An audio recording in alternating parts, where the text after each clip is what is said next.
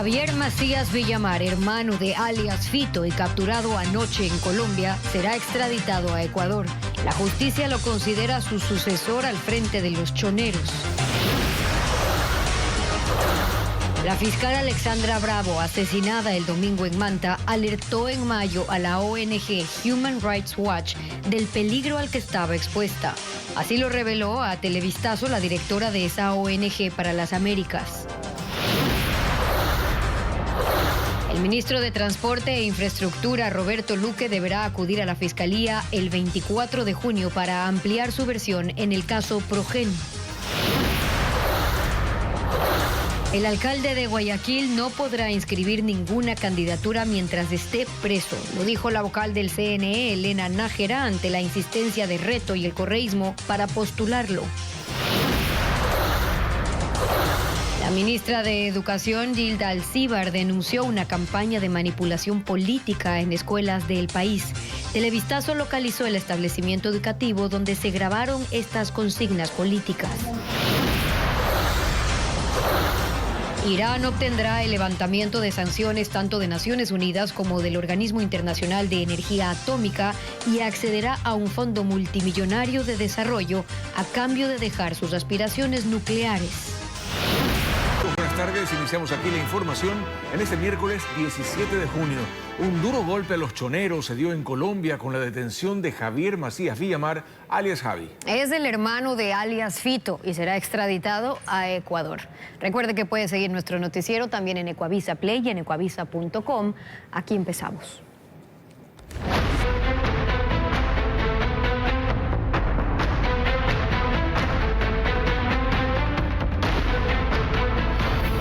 Alias Javi.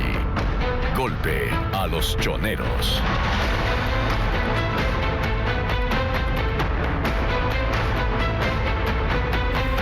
Javier Macías Villamar, alias Javi, hermano de Adolfo Macías, alias Fito, cabecilla de los choneros, fue capturado en Colombia. El bloque de seguridad lo identifica como sucesor del liderazgo de la estructura criminal tras la extradición de Fito a Estados Unidos. En Ecuador está procesado por lavado de activos y tiene antecedentes por otros delitos. Paul Romero con el informe. Son imágenes de la captura de Javier Macías Villamar, alias Javi, en Colombia, hermano de Adolfo Macías Villamar, alias Fito, tras 1 año 4 meses de investigaciones. Considerado objetivo de alto valor por el bloque de seguridad, tenía notificación roja de Interpol y era parte del programa de recompensas por el que se ofrecía $100,000 a cambio de información para su detención.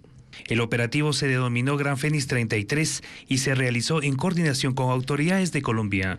Según el ministro del Interior, John Reinberg, alias Javi residía en el vecino país con identificación falsa. Fue detenida una operación perfecta realizada gracias al Centro Nacional de Inteligencia, a Policía Nacional, a Fuerzas Armadas, un trabajo del bloque completo. Logramos esta captura importante y en las próximas horas esperemos ya tenerlo aquí en el Ecuador para que comience a pagar por todo el daño que ha hecho a los ecuatorianos. Tras la extradición de su hermano alias Fito a Estados Unidos, cabecilla del grupo armado Los Choneros, en julio de 2025, se lo consideraba como el sucesor de esta organización criminal calificada como terrorista por el Departamento de Estado de Estados Unidos. En Ecuador tiene antecedentes por asesinato, tenencia ilegal de armas y lavado de activos, delito por el que en marzo de este año fue llamado a juicio en el caso denominado Blanqueo Fito. Tras su captura continuará el proceso judicial en su contra, según la Fiscalía. Por este caso, en mayo pasado fueron sentenciadas 6 personas naturales, parte del círculo familiar de Fito y 2 personas jurídicas. Por decisión unánime, un tribunal de garantías penales dictó sentencia condenatoria a 10 años de prisión para los 6 implicados por el blanqueo de $17.3 millones en el sistema financiero nacional entre 2016 y 2024. Alias Javi será extraditado de Colombia según la Fiscalía, pero no se ha confirmado la hora de su arribo al Ecuador. Según el ministro Reinberg, el gobierno de Colombia no actuó de forma oportuna.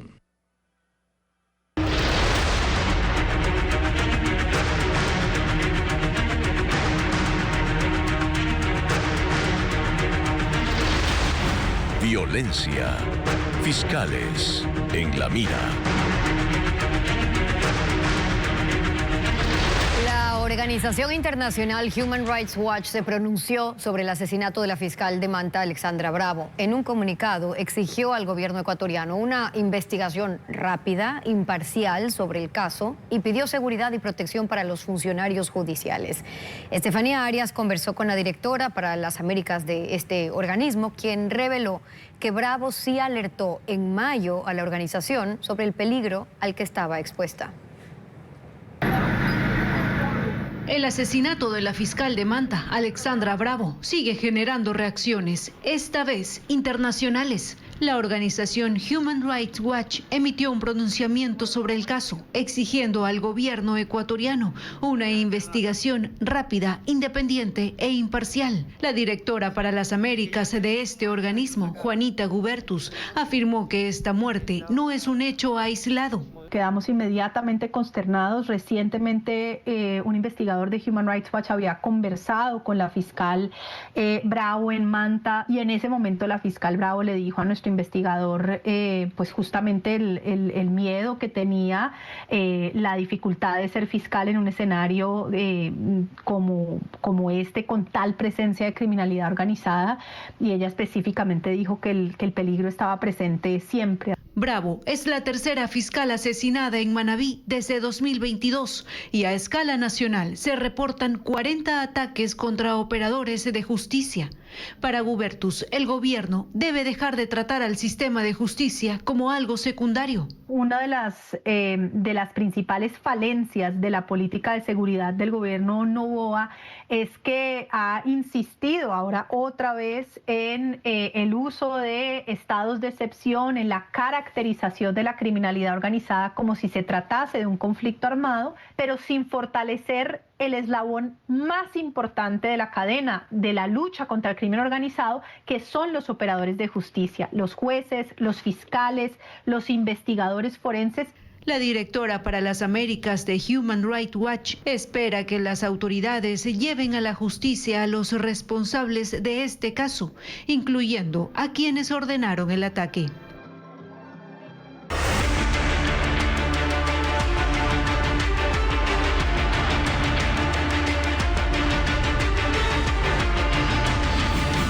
Progen.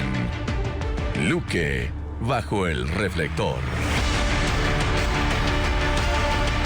La investigación del caso Progen suma nuevas diligencias. La Fiscalía convocó a 21 personas a rendir versión, entre ellas nuevamente al exministro de Energía Roberto Luque. Además, se incorporó documentación enviada desde Estados Unidos que busca rastrear el destino de los fondos transferidos por SELEC. El ministro de Transporte e Infraestructura, Roberto Luque, deberá ampliar su declaración el próximo 24 de junio de forma presencial, como parte de las nuevas diligencias ordenadas por la Fiscalía dentro del caso Progen. En total, 21 personas más han sido convocadas a rendir versión. La ampliación de la declaración de Luque no fue solicitada por la Fiscalía, sino por Daniel Suárez, técnico de SELEC y procesado en el caso. Como parte de las nuevas acciones, la Fiscalía también dispuso el ingreso bajo cadena de custodia de documentación enviada por el Departamento de Justicia de Estados Unidos y su incorporación al expediente. Estos archivos tendrían documentos que permitirán rastrear el destino del dinero que SELEC transfirió a Progen. También permitirá identificar quiénes son los dueños, socios, directivos y beneficiarios de la empresa estadounidense. Además, acogiendo un pedido del exministro Antonio González, la Fiscalía convocó a rendir versión telemática a los representantes legales de Progen en Estados Unidos, Andrew Williamson, John Manning y Helio Costa, el próximo 6 de julio. Dentro de las diligencias, también se dispuso incorporar al expediente toda la información que Celso Sánchez, testigo clave en el caso Progen, entregó a la Fiscalía, incluidos audios, correos electrónicos, videos, una computadora, un celular y otros soportes digitales o documentales. El presidente de la República, Daniel Noboa, concedió una entrevista al medio mexicano Televisión Azteca en la que resaltó los índices económicos de su gobierno y la lucha contra el narcoterrorismo. Se le consultó sobre la diferencia diplomática con México y el mandatario reiteró que la razón por la que se ingresó a la embajada fue porque estaba una persona con sentencia ejecutoriada, en este caso Jorge Glass. Aunque resaltó que ese país ha recibido políticos y otras personas relacionadas con actos de corrupción, como en el caso ISFA, aspira a que las relaciones mejoren. Una de esas presentaciones periódicas a corte se metió en una embajada. Personalmente me gustaría restablecer relaciones con el gobierno mexicano. Tenemos muchas empresas mexicanas también que invierten en el Ecuador y no hay razón alguna por la que tengamos pues una pelea o tener relaciones diplomáticas suspendidas en este momento, que está más en la cancha del gobierno mexicano que en el nuestro. La Revolución Ciudadana presentó un nuevo juicio político contra la exministra de Energía, Inés Manzano. La acusan de incumplimiento de funciones por el caso ATM. Patricio Díaz cuenta qué puede pasar con este nuevo intento de fiscalización a los contratos fallidos del sector eléctrico. El correísmo dice que no se rinde y presentaron un nuevo juicio político contra la exministra de Energía Inés Manzano. La acusan de incumplimiento de funciones, pero ya no por el caso Progen, sino por ATM, otro contrato fallido por motores para generación termoeléctrica, donde también el Estado tuvo pérdidas. Incluso trajeron generadores con una potencia de 50 MHz y funciona el sistema interconectado con 60 MHz. Un perjuicio para el Estado que bordea los 70 millones de dólares y que de la misma manera no ha sido investigado ni ha sido procesado políticamente. A Blasco Luna y Lenín Barreto se sumó Mónica Palacios en la presentación del juicio. La petición pasa al Consejo de Administración Legislativa CAL de mayoría oficialista para que califique el cumplimiento de requisitos. Si lo hace, pasa a la Comisión de Fiscalización que deberá confirmar esa formalidad. Ahí es donde se quedó el otro juicio contra Manzano, por el caso Progen. No hubo votos, quedó en el limbo y la oposición aún tiene esperanzas de que la nueva presidenta de la Asamblea, Michelle Mancheno, ponga a decisión del Pleno si continúa o no. La ley orgánica de la función legislativa en el que él dispone, no es opcional, dispone que si en las comisiones no se resuelve por el avance o el archivo de un pedido de juicio político, debe ser tratado en el Pleno de la Asamblea Nacional. Al presidente de la Comisión de Fiscalización, Ferdinand Álvarez, se le intentó consultar sobre el tema, pero prefirió no pronunciarse porque la rueda de prensa trataba sobre otros asuntos. El oficialismo ha insistido en que el caso Progen está siendo investigado por Fiscalía y dejan a esa institución la responsabilidad de aquello. En redes sociales se viralizó un video en el que se ve a estudiantes de una escuela jurando lealtad a Daniel Noboa y a la cabeza de la empresa Blackwater, Eric Prince. El Ministerio de Educación asegura que se trata de una campaña de desprestigio.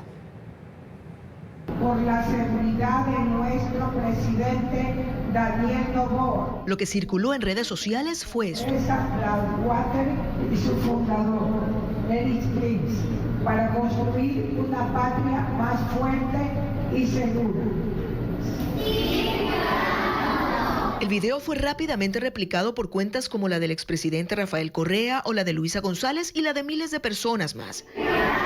Nadie entendía cómo se hacía un juramento semejante en una escuela. Un acto de manipulación política. Fue la ministra de Educación la que explicó lo ocurrido. Todo parte de una sucia estrategia de engaño que comienza con un email enviado a rectores y directores de algunas escuelas de Quito y Guayaquil, desde una cuenta falsa de Gmail que pretendía hacerse pasar como oficial de la Dirección de Formación Continua.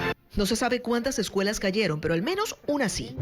El video fue grabado en la Escuela de Educación Básica Los Almendros, ubicada al sur de Guayaquil, en donde hoy prefirieron no hablar públicamente sobre el tema. ¿Quieren saber era cuándo recibieron los correos y cuándo se hizo el juramento? Eso ya están en el distrito y todo eso. Gracias, pero no, ahorita no está nadie para que lo atienda. La ministra también dio a conocer que en los correos enviaron imágenes adjuntas para usarlas como afiches de pared. Por ahora lo que se sabe es que el tema está siendo investigado, pero aún no se conoce de dónde salió el ataque, ni sobre quién o quiénes recae la responsabilidad. El movimiento Reto confirmó que su candidato a la alcaldía de Guayaquil será Aquiles Álvarez y la Revolución Ciudadana ratificó su respaldo a esa postulación. Sin embargo, la consejera electoral Elena Nájera explicó en Contacto Directo que mientras el funcionario continúe preso no podrá inscribirse para las elecciones seccionales. Informa Adriana Bermeo. Aquiles Álvarez no podrá ser candidato a la alcaldía de Guayaquil en las elecciones seccionales de noviembre próximo, al menos no mientras siga en la cárcel. Así lo explicó Elena Nájera, vocal del Consejo Nacional Electoral, en el espacio de entrevistas de Contacto Directo. Tiene que aceptar su candidatura de forma presencial. Entonces, si está en una cárcel de máxima seguridad, no creo que pueda asistir. El movimiento Reto había insistido en que Aquiles Álvarez será su candidato a la alcaldía de Guayaquil y la Revolución Ciudadana ratificó su respaldo. En medio de la polémica, Raúl Chávez, asambleísta y presidente de Reto, dijo que nada está dicho hasta que se cumplan los plazos en el cronograma electoral. La consejera Nájera, ella se está refiriendo al día de hoy, 17 de junio, en este momento. Y obviamente ella está hablando de la ley, pero recordemos que las inscripciones son hasta el 17 de agosto. Pero lo que sí quiero dejar absolutamente marcado y claro en la entrevista, y que la ciudadanía por supuesto escuche, es que nuestro candidato para la reelección a la alcaldía de Guayaquil se llama Aquiles Álvarez. En todo caso, el vocero de Reto dice trabajar en varios escenarios. Hay muchas acciones que todavía no se han presentado, que no se han realizado, pero que por supuesto las tenemos planificadas en el tiempo. Aquiles Álvarez no tiene una sentencia condenatoria ejecutoriada y enfrenta prisión preventiva en la cárcel del Encuentro en Santa Elena por los casos AAA y Grillete. Su libertad y los tiempos dependen del avance del juicio y las decisiones de los jueces. 2 toneladas de cocaína fueron decomisadas en una zona montañosa del cantón Jama, esto es en la provincia de Manabí. La operación Atlas 25 fue ejecutada por la Policía Nacional y el Departamento de Seguridad Nacional de Estados Unidos. Según el ministro del Interior, John Reinberg, el cargamento estaba distribuido en 50 bultos e iba a ser enviado a otros países en lanchas rápidas. 3 camionetas, 2 motos con placas adulteradas fueron retenidas.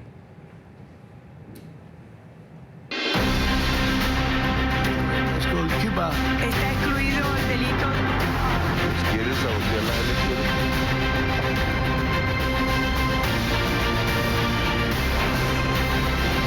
Mundo.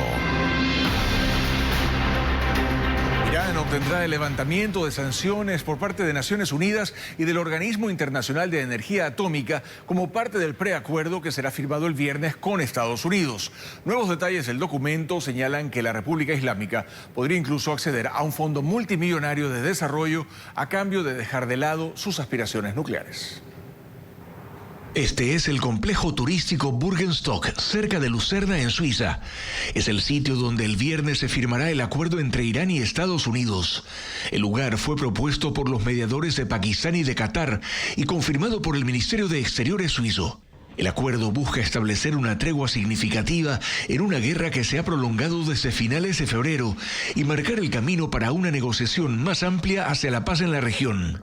La cadena de noticias CNN publicó que ha obtenido detalles del documento y además de aspectos ya conocidos como el cese de los bombardeos, se establece que Estados Unidos se compromete, por ejemplo, junto con sus socios regionales, a elaborar un plan integral acordado por ambas partes para la rehabilitación y el desarrollo económico de Irán, garantizando una financiación de al menos $300.000 millones. Esto a pesar de que el presidente Donald Trump ha dicho que no habrá inversiones estadounidenses. Además, a partir de la firma del acuerdo, Estados Unidos permitirá a Irán las exportaciones de petróleo, de otros productos petroquímicos y sus derivados. Habrá un calendario para poner fin a las sanciones contra Irán, incluidas las resoluciones del Consejo de Naciones Unidas y la Junta de Gobernadores del Organismo Internacional de Energía Atómica. Mientras que Irán reitera que jamás producirá armas nucleares. Sin embargo, el destino del uranio enriquecido y otras cuestiones en este campo se abordarán recién en el documento final que se negociará desde el viernes por los próximos 60 días. El Papa León XIV elogió el acuerdo entre Estados Unidos e Irán, expresando su esperanza de que signifique que la guerra ha terminado de verdad. Él ha sido uno de los críticos más destacados de esta guerra y ha reprendido a los líderes por usar un lenguaje religioso para justificar el conflicto. En cuanto al tráfico marítimo entre el Golfo Pérsico y el Mar de Omán por el Estrecho de Hormuz, se espera que ante el represamiento de centenares de barcos mercantes, petroleros y de gas, este pueda normalizarse en un plazo de 30 días. Los casos de ébola en la República Democrática de Congo aumentaron a 837, mientras las autoridades intentan rastrear a miles de personas que tuvieron contacto con los infectados. Expertos advierten que el brote mantiene una transmisión comunitaria. La escasez de protección y recursos médicos complica la emergencia en la República Democrática del Congo. De los 837 casos confirmados, 34 son trabajadores sanitarios, de los cuales 7 han fallecido. Muchos pacientes llegan demasiado tarde o abandonan los centros de tratamiento antes de completar su recuperación. La crisis también ha reducido la asistencia de partos. En la clínica Benedicte, donde antes atendían a 60 embarazadas al mes, ahora solo acuden 10, por temor al contagio o a ser puestas en cuarentena. Autoridades sanitarias tratan de rastrear a miles de personas que tuvieron contacto con los infectados. Pero la tarea se complica por la violencia en el este del país. Los que huyen de las zonas de combate podrían llevar el virus hacia nuevas áreas. Bruno Michon, director de operaciones para el brote de ébola de la Cruz Roja, advierte que aún existen puntos ciegos, zonas donde se reportan pocas alertas. Señaló que hace 3 semanas 12 zonas de la región de Ituri estaban afectadas y hoy son 21.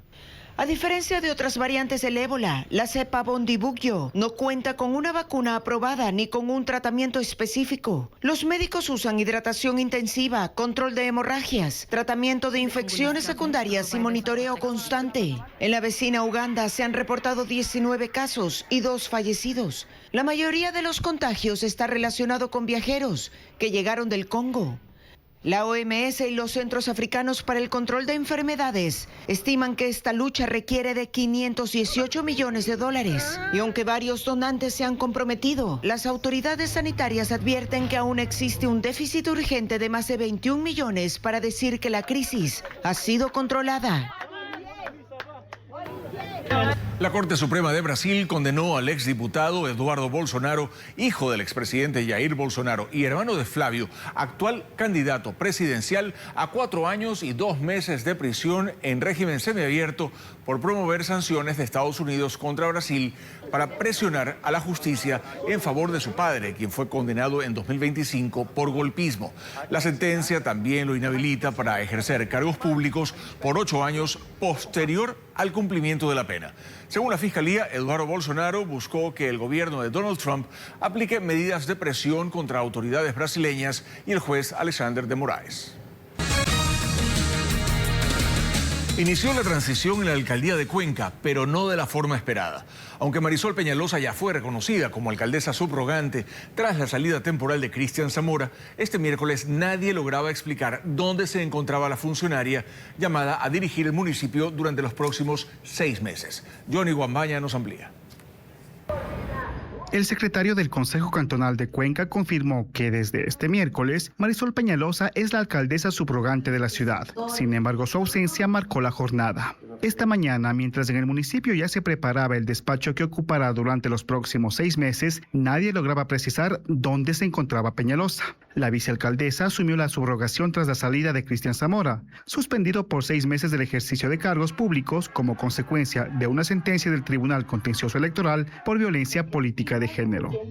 En su oficina, colaboradores comenzaron a trasladar documentos y pertenencias hacia el despacho de la alcaldía, pero ella no se presentó. Ecuavisa le solicitó una entrevista, pero la persona encargada de su agenda respondió por WhatsApp que ella se encuentra en reuniones previamente programadas. Quienes sí acudieron fueron 3 concejales que mantuvieron reuniones relacionadas con las comisiones que presiden o integran. Los ediles afirmaron que están a la espera de una convocatoria a sesión de consejo, pues consideran necesario que el organismo conozca oficialmente la situación jurídica de Zamora y deje constancia administrativa de la transición de mando. Paul Pañi, concejal rural, señaló además que aún existen dudas jurídicas sobre el proceso de subrogación. Entre ellas, si debe designarse a una vicealcaldía subrogante mientras Peñalosa ejerza la alcaldía, y si es necesario consultar estos aspectos a la Procuraduría General del Estado. Los 6 meses pasan rápido y por lo tanto no hay que perder el tiempo. La transición de mando ya está en marcha, pero varias de las reglas que regirán esta nueva etapa en el municipio de Cuenca todavía siguen pendientes.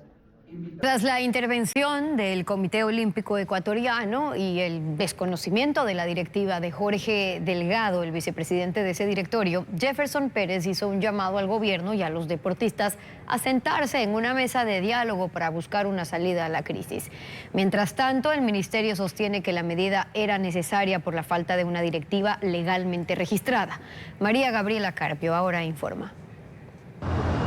La intervención al Comité Olímpico Ecuatoriano ya tiene respuesta desde el lado del directorio que no fue inscrito. En entrevista con Contacto Directo, el campeón olímpico Jefferson Pérez, vicepresidente de esa lista, cuestionó la medida y pidió que la discusión no se quede en los cargos. Él justificó las razones. En este momento, la necesidad fundamental que están en otros países como Brasil, Colombia, Estados Unidos, Inglaterra, es sentarse a planificar no solo los Juegos Olímpicos del 2028, sino planificar los Juegos Olímpicos del 2032. Sostuvo que el Comité Olímpico Internacional sí reconoce al directorio del ex nadador Jorge Delgado y que incluso han sido invitados a competencias internacionales como los Juegos Olímpicos de Invierno en Milán. Sin embargo, el viceministro del Deporte, Roberto Ibáñez, precisa lo contrario, que no tenían directorio legalmente registrado y que el problema no es de voluntad política, sino de impedimentos legales. Hoy nos impide registrarlos o entregarles recursos 2 sentencias. Comité Olímpico. Poco a poco se va pagando porque no puede ejecutar absolutamente nada.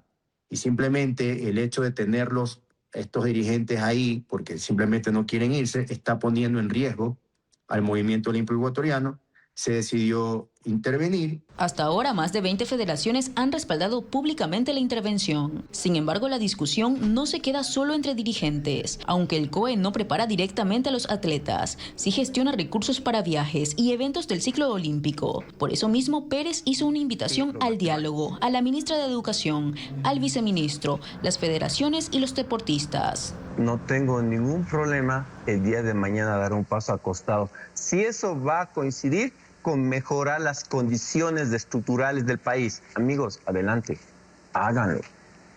Roberto, tú más que nadie sabes mi compromiso con un país, con el deporte. Sabes cuánto amo, sabes, y te entiendo porque fuimos juntos compañeros de equipo en los Juegos Olímpicos del 2008, en el cual tuve la oportunidad de ganar mi segunda medalla olímpica.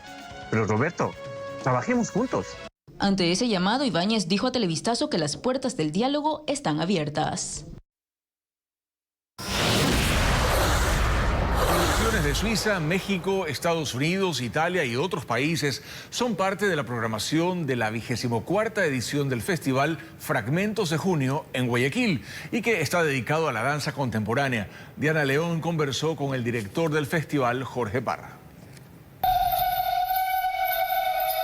Con una programación que convoca a bailarines de 10 países, la 24ª edición del festival Fragmentos de Junio se presenta hasta el sábado 20 en el Teatro Son Escena, ubicado en la calle Panamá de Guayaquil. Esta vez, el encuentro de danza contemporánea propone un enfoque diferente. Ahora, esta edición de Fragmentos de Junio está específicamente dedicada a la producción audiovisual desde la danza. Así, el escenario teatral se transforma durante 4 días en una sala de cine, donde 100 personas por función disfrutarán de películas, documentales y cortos.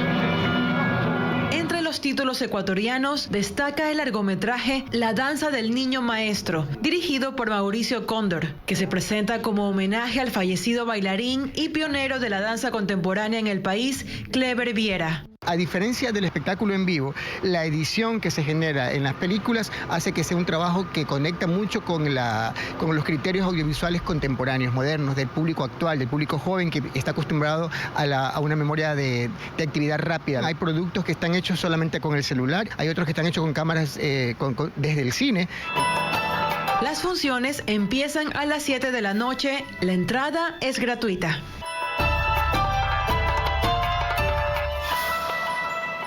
Y con eso estamos concluyendo esta emisión informativa. Gracias a ustedes por su sintonía y recuerden que en ecuavisa.com y en Ecuavisa Play pueden encontrar toda la información relacionada a la preparación de la selección para su partido ante Curazao, que será este sábado. Así es, y no olviden que en nuestras cuentas en redes sociales las noticias se actualizan a toda hora. Televistazo vuelve a las 7 de la noche. Que tengan todos una muy buena tarde.